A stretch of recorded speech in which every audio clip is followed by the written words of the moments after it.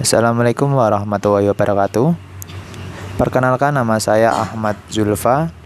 Kali ini saya akan menganalisis saham PT Sido Muncul atau dengan kode saham Sido dan PT Media Nusantara Citra atau dengan kode MNCN.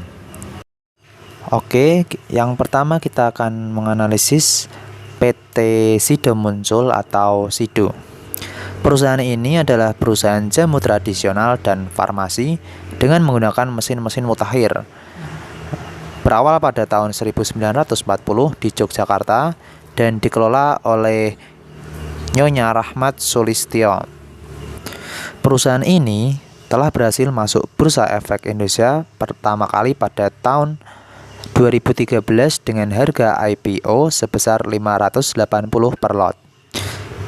Perusahaan Sido Muncul memiliki lebih dari 4.500 karyawan, lebih dari 300 jenis produk, memiliki 122 titik distribusi di seluruh Indonesia.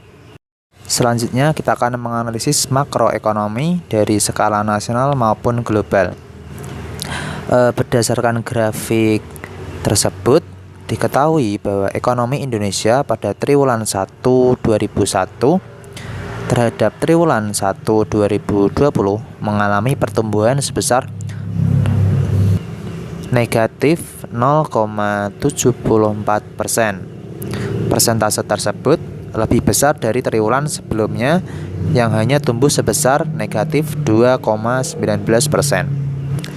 Maupun secara tahunan pertumbuhan ekonomi Indonesia menurun, namun triwulan 3 2020 sampai triwulan 1 2021 mengalami kenaikan yang signifikan setelah adanya vaksin yang mendukung pemulihan ekonomi Indonesia terhadap pandemi COVID-19.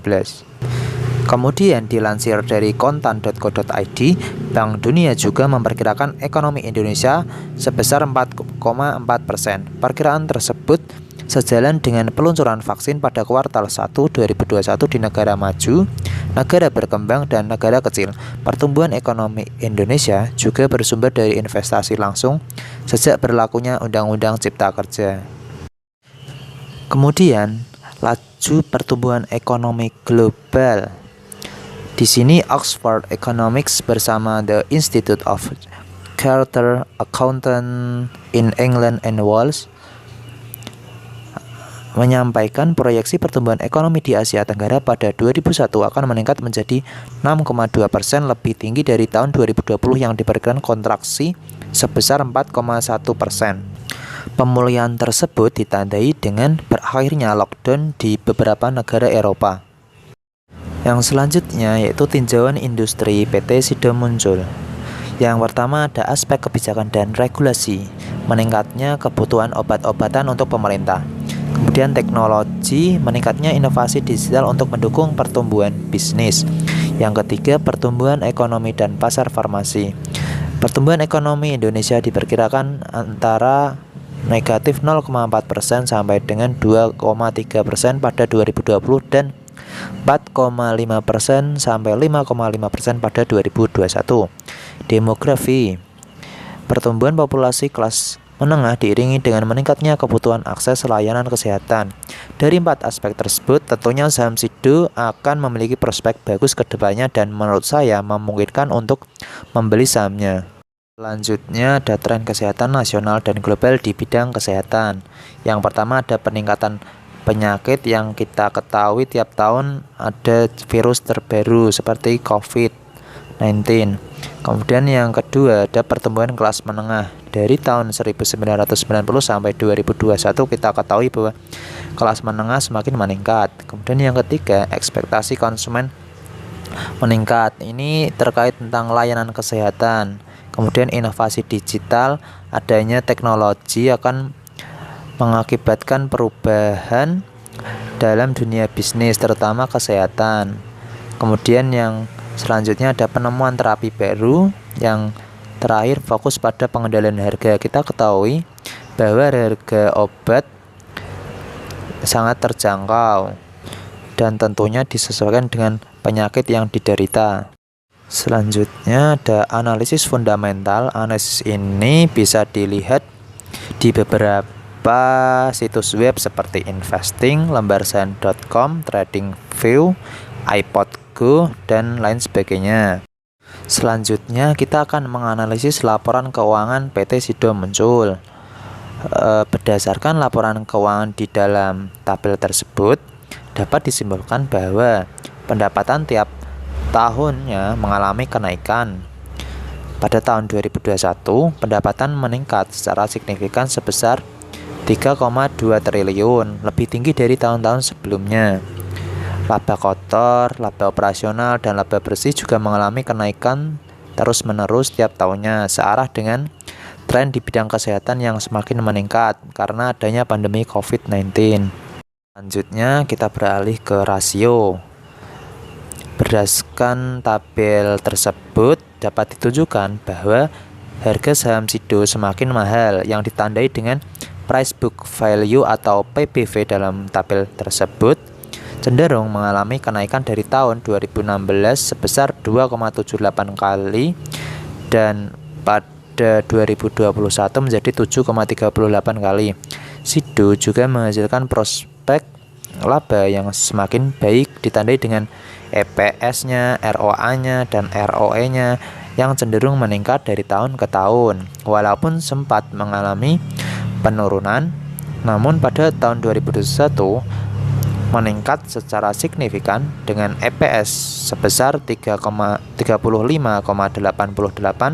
ROA sebesar 26,86%, dan ROE sebesar 34,37%. Kemudian kita berlanjut pada rasio likuiditas.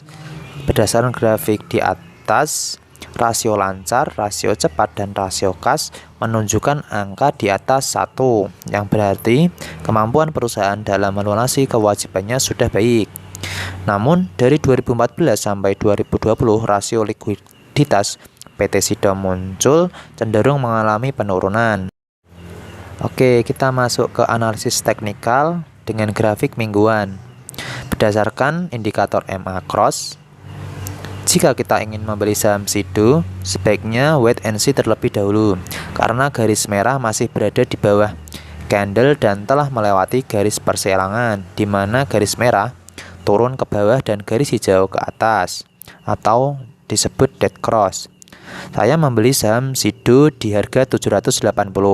Namun pada tanggal 8 Juni 2021 berada pada harga 770, sehingga saya perlu menahan saham tersebut karena setelah dead cross, garis merah tidak saling menjauh dengan garis hijau sehingga berpotensi untuk naik kembali dan terjadi golden cross. Kemudian stokastik RSI menunjukkan bahwa saham Sido memungkinkan untuk dibeli karena dua garis yang masih di bawah dan berpotensi akan berseirangan ke atas. Kemudian indikator MACD menunjukkan bahwa perlu wait and see terlebih dahulu jika ingin membeli saham Sido karena masih belum ada tanda garis biru akan berseirangan ke atas dengan garis merah. Selanjutnya kita akan menganalisis saham MNCN atau saham dari PT Media Nusantara Citra Tbk. Perusahaan ini merupakan salah satu bagian dari korporasi usaha yang dimiliki oleh MNC Group. Perusahaan ini bergerak dalam bidang industri media.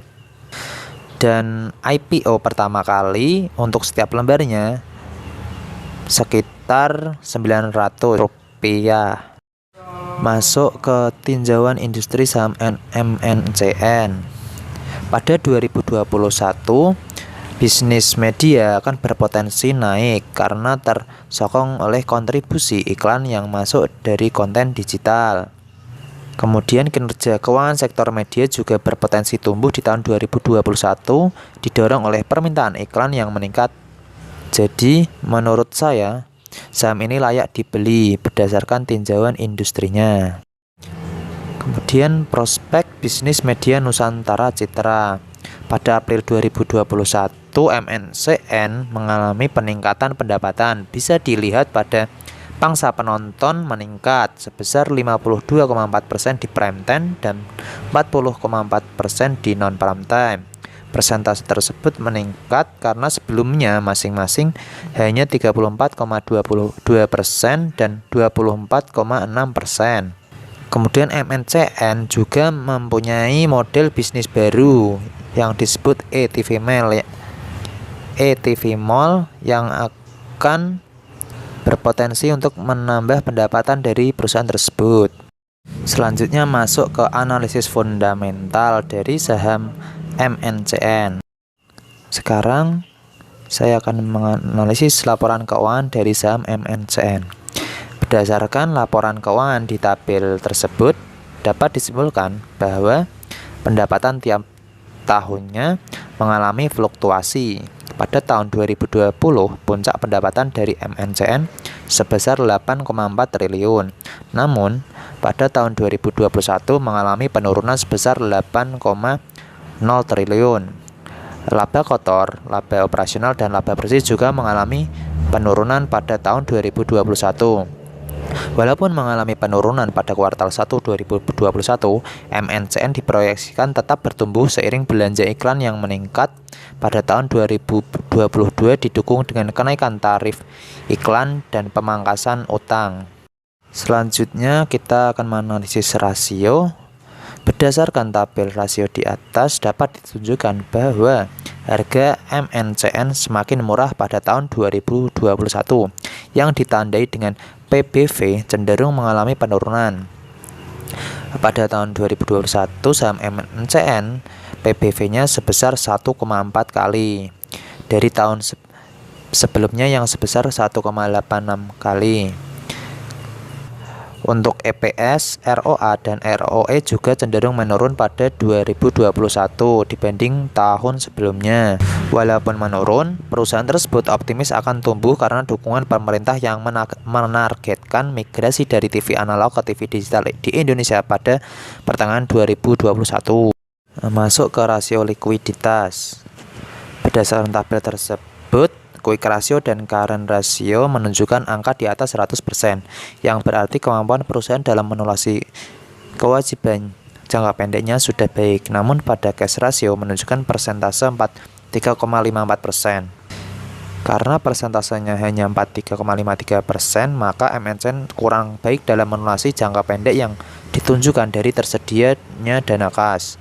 Kemudian debt equity ratio atau DER menunjukkan persentase di bawah 100%, yang berarti perusahaan tersebut sehat secara keuangan dan hutang perusahaan lebih kecil daripada aset yang dimilikinya, sehingga dalam kondisi yang tidak diinginkan MNCN masih dapat melunasi semua hutangnya.